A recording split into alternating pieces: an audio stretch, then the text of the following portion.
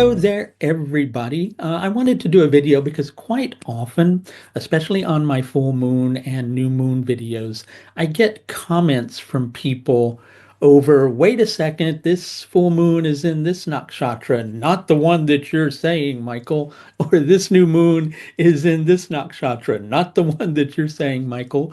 And I wanted to come on and create a video that, just explains it very simply to you. For those of you who are new to the world of Vedic astrology and you're perhaps just beginning to explore it, there's something called an Ayanamsha. The Ayanamsha is much more than just a calculation that defines the difference between the tropical and sidereal zodiacs. It's something that we need in order to understand fixed star positions, which are very important in terms of nakshatras as they relate to Vedic astrology and in relation to the construction of a person's own personal horoscope chart and the periods of life they might be going through. So Ayanamsha is an important factor in Vedic astrology. And most people use an Ayanamsha that's called Lahiri Ayanamsha, which was calculated back, I believe, in the 50s, right after the partition happened in India. The thing about Lahiri Ayanamsha, even though it's a fairly decent Ayanamsha, is the person who came out and created Lahiri Ayanamsha very shortly after he created it came out and expressed that it was inaccurate.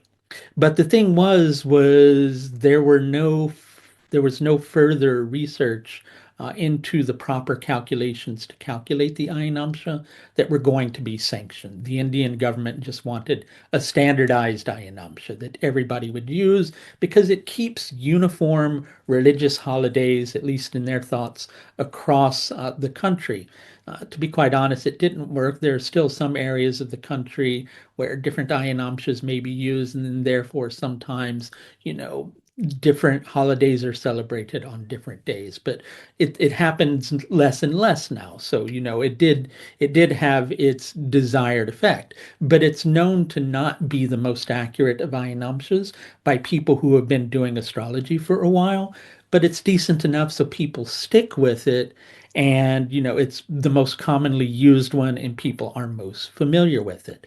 Now for me, I do very deep work with nakshatras and I like for my work to be exceptionally accurate, so I use a different set of calculations based upon a different ayanamsha.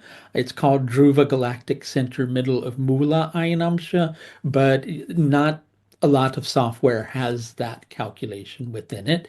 And I use something that are called Dhruva equatorial coordinates for the fixed star positions, which are related to the nakshatras. So what are the Dhruva equatorial coordinates? So imagine the Earth spinning on its axis. You've got the poles, right? The pole star is how we kind of construct our concept of the North and the South Pole, right? So Dhruva is called the pole star. So if you take the position of Dhruva and you take the equator and you make a right angle between them, because that's the idea of the North and the South Pole, and you judge the fixed star positions in relation to that right angle, then you get something called Dhruva equatorial coordinates for the nakshatras, right?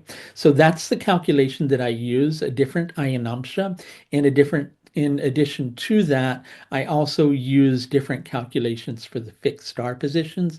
That'll make it so that the nakshatra is going to be, maybe for those of you who know nakshatras pretty well, 1.5 to 2 padas ahead. So quite often when a full moon or a new moon is happening in the first or the early parts of the second pada of a nakshatra, then I will be using a different nakshatra than the one that's most commonly used through Lahiri Ayanamsha calculations. So I just wanted to create this video because I get asked this a lot. I hope this helps to answer the question for people.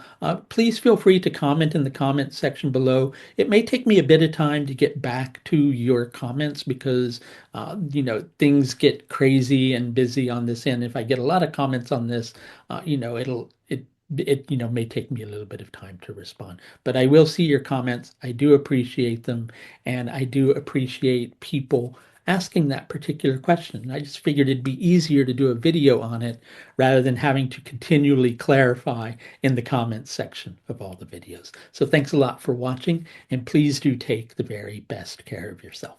Bye now.